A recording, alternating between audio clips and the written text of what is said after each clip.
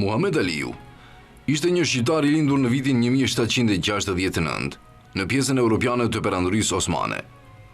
Në këtë vit, në Europë do të lindte edhe një strateg tjetër, I cili do të jepte fytyrë të re Europës dhe do ta fuste atë në kohët moderne.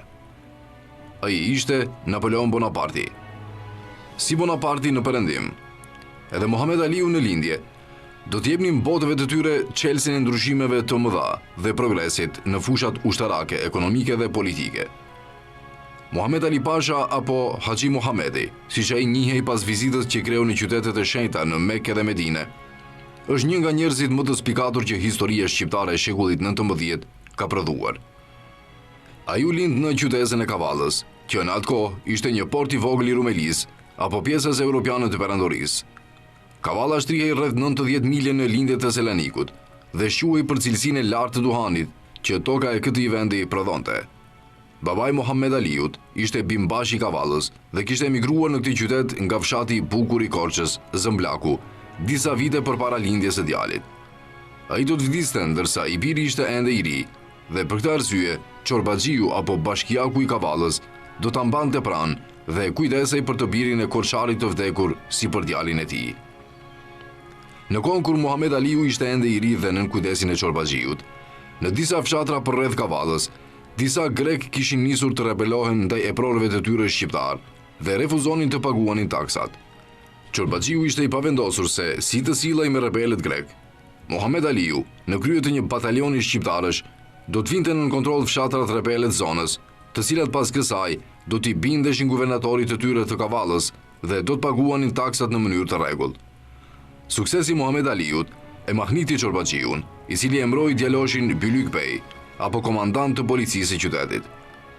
Gjatë kësaj kohe, Muhamet Aliu do të martohej me një vejush të bukur nga Kavalla, me të cilën do të lindte 3 djemt, Ibrahimin, Tosumin dhe Ismailin. Pas martesës, ai do të merrej me tregtinë e duhanit, e cila ishte më fitimprurësja në këtë kohë në Rumeli. Megjithatë, në kohën në fjalë, pjesa afrikano-veriore e perandorisë, apo më saktë Egjipti, do të pushtohen nga francezët, të cilët me Bonapartin në krye do të mundin mamlukët e Egjiptit në betejën e piramidave dhe më pas do të pushtonin Kairon. Për këtë arsye, në vitin 1800, Porta e Lartë në bashkëpunim me Britaninë e Madhe do të deklaronte xhihad kundër francezëve dhe të niste luftën për të çliruar Egjiptin. Apelit të sultanit për luftë në frontin egjiptian do t'i përgjigjeshin të gjithë muslimanët besnik të perandorisë. Në kontingjentin e 300 trupave vullnetare që do të niseshin nga Kavalla për këtë punë, do t'ishte edhe Muhamet Aliu. Detyra e tij në batalionin shqiptar ishte të shërbejë si zëvendës komandant I trupës, pas Ali Agait, djalit të Çorbaxhiut të Kavallës. Por me që Ali Agait do të mërzitej shpejt nga lufta dhe do të kthehej në Kavallë, postën e tij do ta zinte Muhamedi, I cili do të emrohej bimbash në ushtrinë e kryevezirit. Në luftimet që trupat osmano-shqiptare do të kryenin kundër francezëve, Muhamet Aliu I ri do të quhej si një nga strategët më të mirë dhe më efikas të palës osmane. Betejë trupave të bashkuara osmane dhe britanike do ta çonin shumë shpejt drejt kolapsit pushtimin francez të Egjiptit. Megjithatë, mundja dhe tërheqja e francezëve nga Egjipti ishte vetëm një pjesë e luftës për të vënë në kontroll vendin.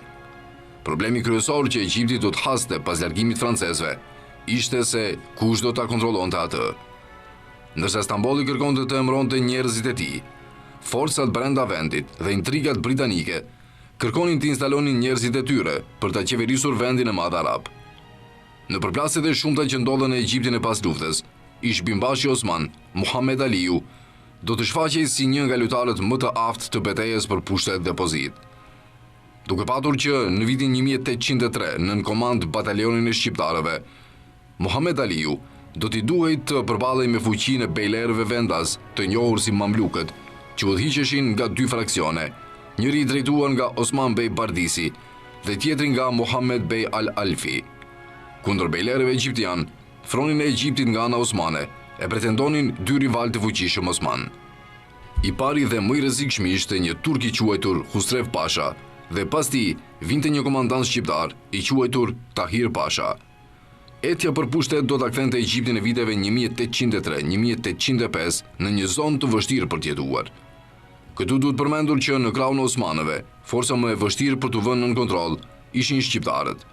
Rebelimi i tyre në prill të vitit 1803 në Kairo, kur të fundit do të kërkonin rrogat e vonuara nga Valiu turk, do të detyronte Husref Pashën të arratiset për në Damieta.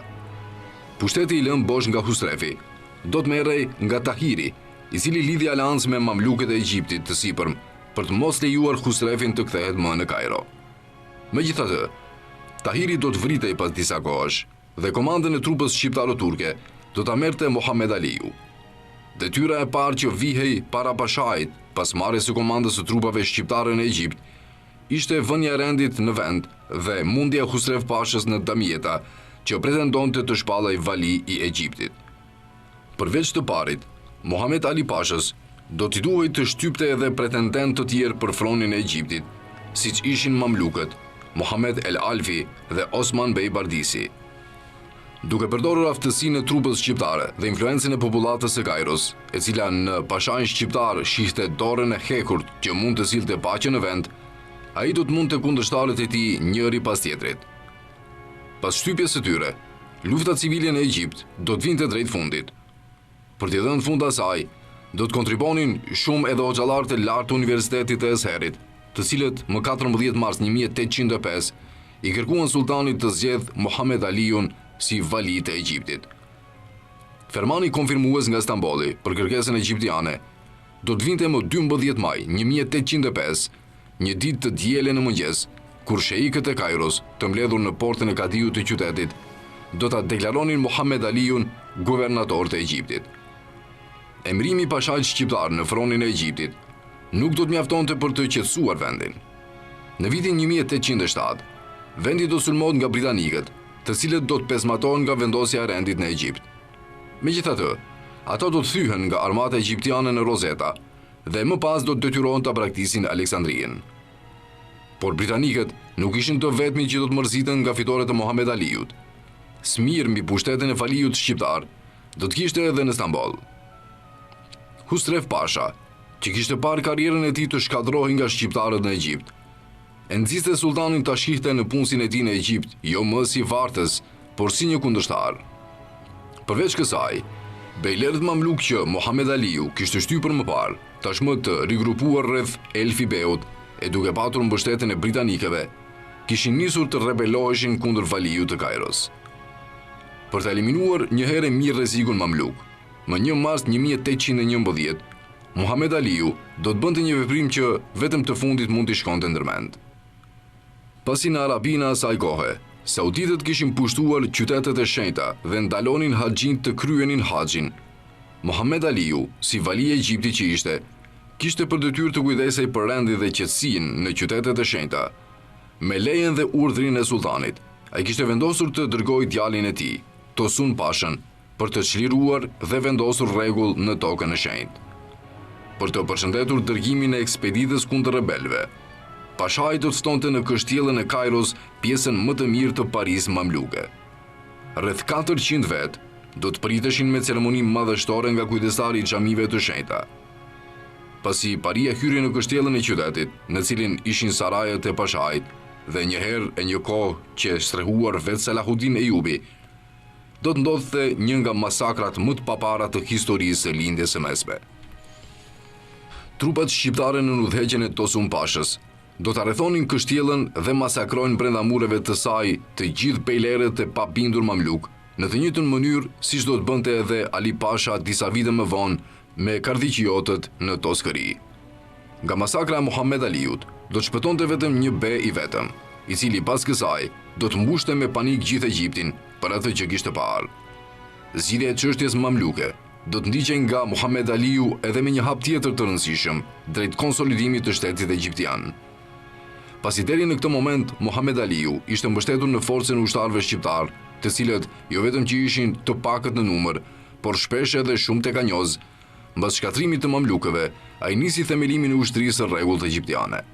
Për këtë arsye, në vitin 1814, ai nisi të ndërtoj ushtrinë e parë moderne të botës islame, e cila nuk do të ngrihej më sipas stilit të vjetër të ushtrisë osmane, por sipas skemave moderne të ushtrive europiane. Kjo forcë e re do të quhej Nizami Xhedid apo sistemi i ri ushtarak.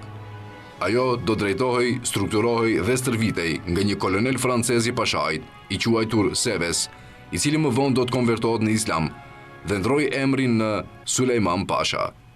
Në ushtrinë e re, Pashaj fillimisht do të rekrutonte sklever sudanez, të cilët do t'i zëvendësonte më pas me fshatar egjiptian të njohur si Fallahin.